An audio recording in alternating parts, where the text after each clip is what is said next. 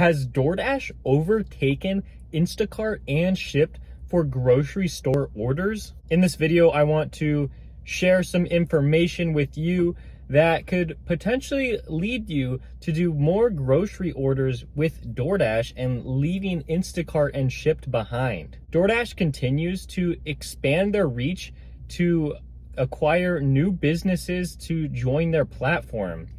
Like, we know that DoorDash has done Walgreens and CVS orders for quite some time.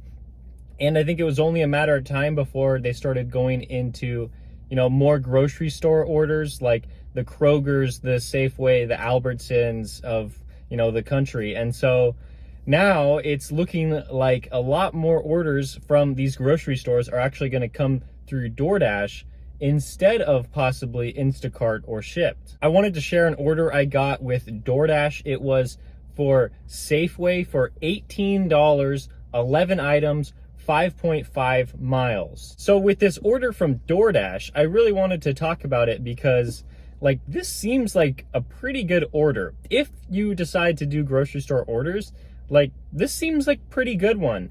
I know with Instacart and Shipt, I'm almost never going to see an offer like this. With Instacart, yes, I do see offers that are, higher than $18, sometimes just in the $20 range, or maybe even the $30 range if you get lucky enough. But with this one, DoorDash hides most of the tip if the tip is pretty high. And so I thought this was pretty interesting because if I'm not mistaken, that a lot of this pay is base pay, and the customer's tip could be hidden in this if it's, a higher than a couple of dollars. And so it could actually turn out to be more than $18, which is actually pretty impressive. You are shopping for 11 items, so you are going to be in the store for, I don't know, maybe 20 minutes or so. I don't really know because the items are hidden. So on that first acceptance screen, you don't know exactly what you're going to shop for. That is the one thing that is working well for Instacart and Shipt. You can see which items you actually have to shop for before you accept the order, something that DoorDash does not show you. I would say it's possible that you would receive an order like this on Instacart, and that may be pretty much what you're used to, but the orders are few and far between. Especially if you're using the DoorDash platform, you can get food delivery offers that you enjoy, as well as taking maybe some of these Safeway orders that are pretty nice. But with Instacart, you're basically only doing grocery shopping, and so you may get an offer like this, but maybe you won't. With Shipt, they only give you an estimate of what Shipt is going to pay you out for shopping for an order, and then if you happen to be lucky, the customer will decide to tip you after the fact. But from my experience with Shipt, I learned that most customers probably will not choose to tip you, and you're just going to be stuck with the base pay that Shipt gives you. This just isn't ideal for me because I want to know exactly how much I'm going to be paid up front, before I even accept the offer. And yes, like I said, DoorDash will like to hide tips from their drivers, but if it's guaranteed $18 up front for taking this offer, that's good enough for me. Even if I don't get more of a tip after that, shopping for 11 items won't take too long. And then to get $18 at least, but possibly, over $20, this is just really nice. And, it was hard for me to turn this down. I will say that I actually accepted this offer because it was hard for me to turn this down, even though I don't like shopping in grocery stores. I really wanted to see what those 11 items were and if it was worth it for me to continue. Now, yes, DoorDash does need to work on this, or at least provide more transparency if I am going to fully dive into grocery store orders from DoorDash, because when I accepted the order, I realized that it was 5 32 packs of water and 2 20-pound bags of ice.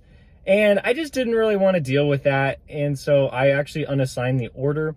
So yes, DoorDash orders are not perfect, and I would like them to show the items up front, but unfortunately, they just don't do this. The one thing that continues to hold DoorDash back is really how they treat their drivers. I mean, DoorDash does have a bad reputation of not really caring about their drivers and only seeking after, more revenue for their company. It is interesting when you look at it because DoorDash is a company, and like most companies in this country, all they're really going after is, making the most money that they can so that they can reinvest the money back into their business so they can grow bigger.